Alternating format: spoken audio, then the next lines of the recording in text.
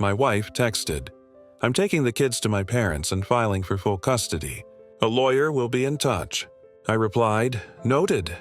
Then I emailed her lawyer the hidden camera footage from the nanny cam she didn't know about. 24 hours later, her lawyer was calling me to make a deal. Original post I-36 male got the text while sitting in a client meeting. My phone buzzed. I glanced down and there it was.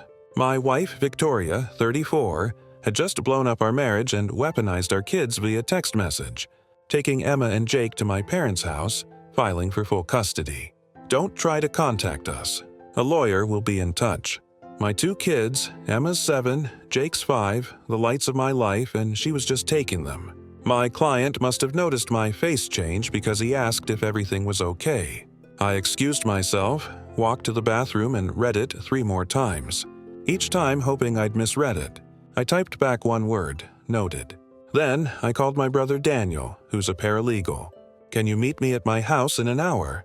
It's an emergency." See, what Victoria didn't know was that 6 months ago, after she started acting weird, late nights, secretive phone calls, sudden girls' trips, I'd installed nanny cams in our house. Not to spy on her, honestly. I was worried about the kids. She'd been drinking more and I wanted to make sure they were safe when I wasn't home. The cameras were tiny, built into everyday objects. 1 in a fake plant in the living room, 1 in a clock in the kitchen, 1 in a picture frame in the hallway. All perfectly legal since it was my house too. And they were in common areas, not bedrooms or bathrooms. What those cameras captured over the last 6 months was illuminating. Victoria Day drinking while the kids begged for lunch. Victoria passed out on the couch at 2 p.m. while Jake cried because he'd wet himself and she wouldn't wake up. Victoria on the phone with someone saying, "No, my idiot husband has no clue. He'll pay child support and alimony forever while I live my best life with you." But the worst 3 weeks ago, Victoria's friend Brad coming over during the day. The kids were at school. What happened on my living room couch was definitely not a friendly visit. Multiple times while wearing the anniversary necklace I'd bought her. I'd been building a case, planning to confront her with a marriage counselor, but she just declared war and used our kids as weapons. Daniel arrived at my house. I showed him the text, then pulled up the footage on my laptop. His jaw dropped. "Holy crap, Tom, this is gold. Can I use it in a custody battle? Are you kidding? She's done, but you need a real lawyer, not me." He gave me a name. Melissa Hartley, bulldog in the courtroom, apparently. I called her office, said it was an emergency custody situation. They got me in that afternoon. Melissa reviewed everything. The drinking, the neglect, the affair, the phone call about using me for money. "Mr. Thompson, I've seen a lot of custody cases. This is one of the clearest I've encountered. She's attempting parental alienation, but she's given us a gift by lawyering up first and putting everything in writing. What do I do? Nothing. Let her think she's winning. When her lawyer contacts us, we'll respond appropriately." That was Tuesday. Wednesday morning, Victoria's lawyer called Richard Pettin from Pettin and Associates. Fancy firm. Expensive. "Mr. Thompson, I represent Victoria Thompson in the matter of custody regarding Emma and Jake Thompson. My client is seeking full custody with supervised visitation for you along with child support and spousal maintenance. Supervised visitation like I'm some kind of danger to my own kids. I'll have my attorney contact you," I said calmly. "You should know," he continued, voice dripping condescension, "that my client has documented numerous instances of your absence from the home, your prioritization of work over family, and your emotional unavailability. We have a strong case. Noted. My attorney will be in touch." I hung up and called Melissa. "Send him everything. All of it. Every last second." She emailed him a selection of the greatest hits. Victoria drunk at noon. Victoria with Brad. Victoria openly planning to commit fraud for financial gain. Timestamps included. The subject line Thompson custody matter. Evidence for review. Then we waited. Update 1. It took exactly 19 hours for Pettin to call back. Not Victoria, not a secretary, the senior partner himself. "Mr. Thompson," his voice had lost all that smugness. "I think we should discuss this matter more pragmatically. I'm listening. Perhaps we were hasty. My client may have been emotional when she filed. We'd like to propose joint custody. Joint from full custody with supervised visitation for me to joint in 19 hours. Mr. Peaton, your client took my children without warning, filed for full custody, and demanded I only see them under supervision. She's clearly established she doesn't believe in co-parenting. Now let's not be hasty. I'll be filing for emergency temporary custody based on the documented neglect and substance abuse. My attorney will be in touch. Wait, Mr. Thompson, surely we can. I hung up. Within an hour, Victoria was blowing up my phone. 89 texts in 45 minutes. The highlights. How dare you show that to my lawyer? That footage is illegal. You've been spying on me, you creep. Brad means nothing. I was just stressed with the kids. You're never home anyway. This is your fault. Please don't do this. Think of the children. I'll ruin you. I screenshot everything and forwarded it to Melissa. Then came the family intervention. Her sister Natalie called first. Tom, what the hell? Victoria is crying, saying, You're trying to steal the kids. She took them and filed for full custody, Natalie. I'm responding. But she's their mother. Kids need their mother. Kids need a sober, responsible parent. Check your sister's day drinking habits. You're exaggerating. She has a glass of wine sometimes. Natalie, I have 6 months of footage. Would you like to see your sister passed out at 2 p.m. while Jake cries? Silence. That's not true. It's all on camera, time-stamped, multiple incidents. She hung up. Then Victoria's mom, Linda, called. Different approach. Tears and guilt. Tom, sweetheart, I know Victoria made mistakes, but please don't take my grandbabies away from her. She's getting help. She'll do better. Linda, she was getting help while planning to take my kids and live off my money with her boyfriend. Boyfriend? What boyfriend? Oh, she didn't know about Brad. Ask your daughter about Brad. Ask her about what happened on our couch multiple times. Long pause. She said she was filing because you were absent and cold. I work 50 hours a week to support my family. I'm home every evening and weekend. I coach Jake's soccer team. I help Emma with her homework every night. The cameras show all of that too. Linda started crying harder. I didn't know. Your daughter is attempting to alienate my children from me while she's been day drinking and cheating. I'm protecting Emma and Jake, that's all. Thursday morning, emergency hearing. Victoria showed up looking perfect. Hair done, conservative dress, tears ready. Brad was nowhere to be seen. Her lawyer went first, trying to paint me as a vindictive spouse, using illegally obtained bad footage to punish his wife for leaving. Then Melissa stood up. Your Honor, the footage was legally obtained from cameras in common areas of the marital home. But more importantly, let's review what they show. She played a compilation. Victoria stumbling drunk while Emma asked for help with homework. Victoria passed out while Jake hurt himself climbing on furniture. Victoria with Brad, edited for court, but clear enough. The judge's face went from neutral to concerned to angry. Mrs. Thompson. The judge addressed Victoria directly. Do you dispute this is you in the footage? It's taken out of context. Is this you? Yes or no? Yes, but and this man is not your husband. Victoria's face went red. No, I see. And in this clip, you appear to be unconscious while your 5-year-old is in distress. I was just tired. The judge turned to Peaton. Counselor, you filed for full custody with supervised visitation for Mr. Thompson based on what grounds, exactly? Peaton shuffled papers. Your Honor, we believed. You believed your client's version without investigation. I'm granting temporary custody to Mr. Thompson. Mrs. Thompson will have supervised visitation, pending substance abuse evaluation, and parenting classes. The reverse. Complete reversal of what they demanded. Victoria exploded. You can't do this. I'm their mother. He tricked me. He's been planning this. Mrs. Thompson, control yourself or I'll hold you in contempt. He works all the time. He doesn't even know their teachers' names. I stood up calmly. Mrs. Rodriguez and Mr. Kim. Emma's favorite subject is science. She's reading at a 4th grade level. Jake loves art but struggles with letters. He's left-handed, so we got him special scissors. Emma is allergic to strawberries.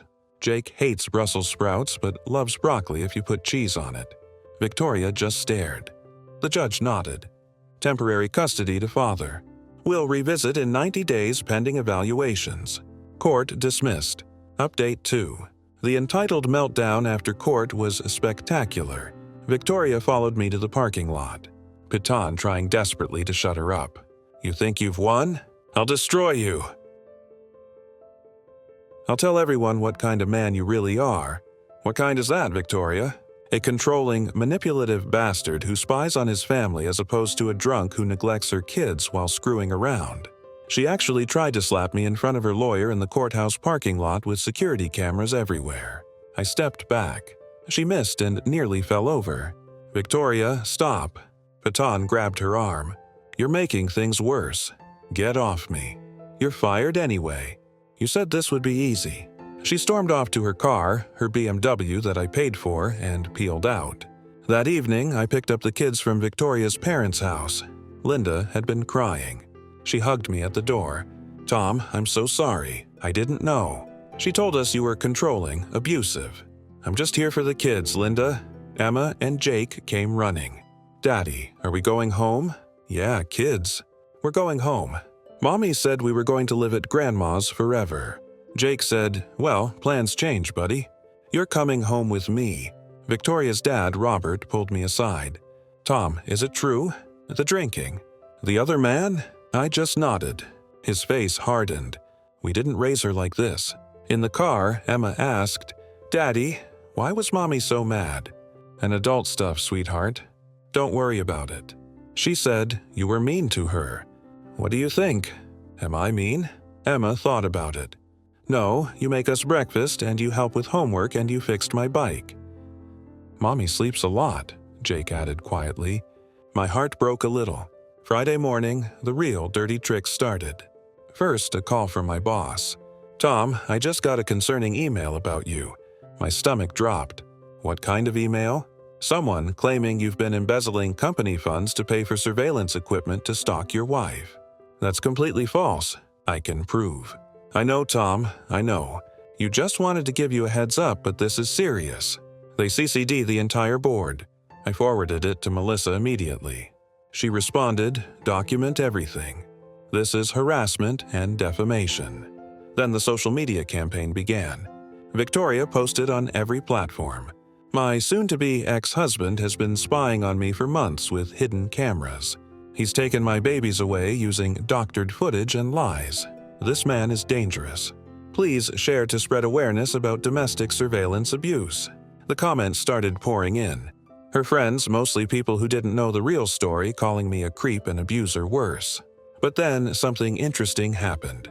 Our neighbor, Mrs. Patterson, commented, Victoria, I've seen you stumbling drunk at 11 p.m. multiple times.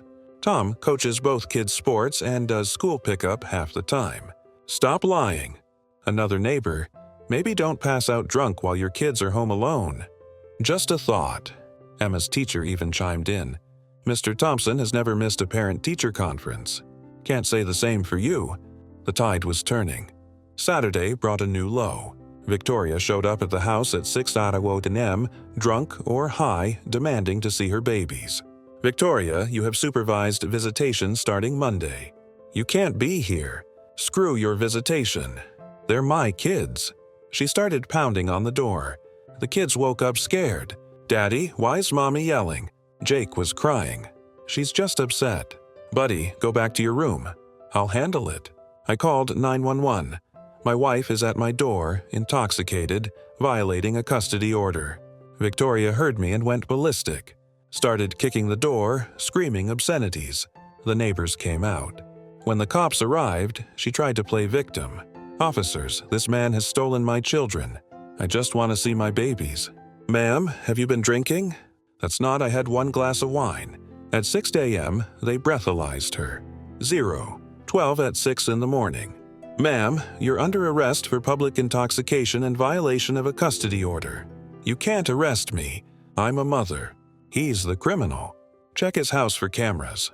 He's been stalking me. As they put her in the car, she screamed at me. You planned this. You set me up. Victoria, you showed up drunk. How did I plan that? The arrest made the local news blog by noon. Local woman arrested at ex's home in custody dispute. Her parents called mortified. Her sister Natalie texted, "I'm starting to see why you had cameras." But Victoria wasn't done. Final update. The supervised visitation was a disaster from day one. Monday, suit PM at the court-appointed facility. Victoria showed up looking rough. The supervisor noted she seemed agitated and potentially under the influence. They did a breathalyzer at ER08 at 2 p.m. for a visit with her kids. Visit canceled. She exploded at the supervisor, a sweet older woman named Janet. "You don't understand. He's turned everyone against me, even my kids. Ma'am, you're not sober. You cannot visit while intoxicated. I'm their mother." Security had to escort her out again. The next attempt was Wednesday. She was sober, but spent the entire hour telling the kids how Daddy was mean and trying to keep them apart. Emma, my smart, brave 7-year-old, said, "Mommy, you're lying. Daddy didn't do anything. You were sleeping all the time and Brad was at our house." Victoria's face went white. "Who told you about Brad?" "Nobody. I saw him. He was in his underwear in the kitchen." The supervisor ended the visit early due to attempted parental alienation. Thursday, I got a call from Melissa. "Tom, I just received something interesting. Victoria's boyfriend, Brad, his wife just filed for divorce. She wants to testify in your custody case." Brad's wife, Heather, was a goldmine. She had texts, emails, evidence of Brad and Victoria's 6-month affair, plans to move in together once Victoria got the house in the divorce, and alimony. Victoria had texted Brad, "Tom's so stupid. I'll get the house custody and at least $4 a month. We can live so well." Brad had responded, "What if he finds out about us?" "He won't, and even if he does, courts always side with mothers. I'll cry abuse and get everything." Heather also had receipts. Literal receipts. Victoria and Brad's hotel stays on Brad's credit card. During times Victoria told me she was at her mom's or with friends. The final custody hearing was brutal. Melissa presented everything. The neglect, the substance abuse, the affair, the premeditated fraud, the false allegations, the arrest, the failed visitations. Victoria's new lawyer, Piton, had withdrawn. Tried to argue this was all a momentary lapse due to stress. "Your Honor, Mrs. Thompson is seeking help. She's enrolled in AA, she's in therapy." "Where's the proof of enrollment?" the judge asked. "Well, she's planning to enroll." Planning. This hearing was scheduled 3 weeks ago. Then Victoria took the stand against her lawyer's advice. "Your Honor, I'm a good mother. I made mistakes, yes, but Tom drove me to them. He was cold, distant. He worked constantly. I was lonely. I was depressed. Brad was just there for me."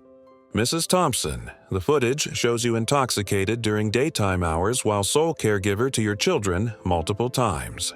I was self-medicating. Tom ignored me. Did you seek counseling? Marriage therapy? I'd know, but did you communicate your concerns to your husband? He wouldn't have listened. So instead, you had an affair, neglected your children, and attempted to take them from their father while planning to commit financial fraud." Victoria started crying. Not sad tears, angry tears. "This isn't fair. Mothers should be with their children. It's natural. What's natural about being passed out drunk while your 5-year-old cries?" She had no answer. The ruling was swift and harsh. Full legal and physical custody to me. Victoria got supervised visitation every other weekend, pending completion of substance abuse treatment and parenting classes. Child support from her? Minimal since she barely worked.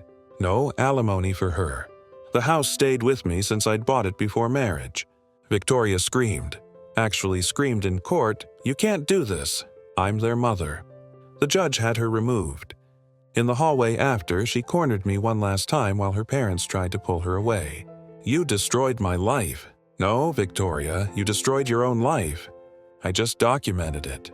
The kids will hate you for this." The kids are relieved they don't have to watch you pass out anymore. That hit her. For just a second, I saw reality pierce through her delusion. Then it was gone, replaced by rage. I'll never stop fighting for them. Then get sober, get help, become the mother they deserve. "I won't keep them from you if you do that." She laughed bitterly, like you'd ever let me see them normally again. Victoria, I had cameras to protect the kids, not to hurt you. If you get clean, really clean, and can be a good mom, I want them to have you in their lives, but that's on you." Her parents dragged her away, apologizing profusely.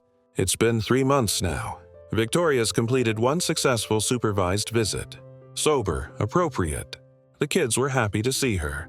She's supposedly in AA, though who knows if she'll stick with it. Brad dumped her the moment she lost the house and potential alimony. Heather sent me a thank you card. Weird as that was. The kids are doing better. Emma's grades improved. Jake stopped wetting the bed. They ask about Mommy sometimes, and I tell them she's sick but trying to get better. My boss laughed off the embezzlement claim after I showed him the receipts for the cameras. $400 total from Amazon paid with my personal credit card. Victoria's social media campaign backfired spectacularly when the arrest report became public. DUI at 6 a.m. while violating a custody order doesn't generate much sympathy. Her sister, Natalie, apologized to me last week. I should have known. She's always been selfish, but I never thought she'd risk her kids. The saddest part, the kids don't miss the chaos. Emma told me last week, "Daddy, it's quieter now. I like quiet." They saved my relationship with my children and protected them from a mother who chose alcohol and another man over their well-being. Victoria texts me occasionally asking for extra visits or trying to negotiate. I forward everything to Melissa. The answer is always the same. Follow the court order, complete your treatment, then we'll talk. Last I heard from Linda, Victoria is living with them, working part-time at a clothing store, supposedly still in AA. She still blames me for everything, but at least she's not showing up drunk anymore. The entitlement never fully goes away, though. Just last week she texted, "You know, I should have the house. I decorated it." I didn't respond. Some battles aren't worth fighting. The kids and I are doing okay. Not great, not terrible, but okay. We have dance parties in the kitchen, build blanket forts and read stories every night. Normal stuff that felt impossible when Victoria was spiraling. Maybe someday she'll get it together and be the mom Emma and Jake deserve. But I'm not holding my breath. For now, I'm just focused on being the stable parent they need. And those cameras are still up. Trust but verify, especially when it comes to my kids' safety. Victoria taught me that lesson the hard.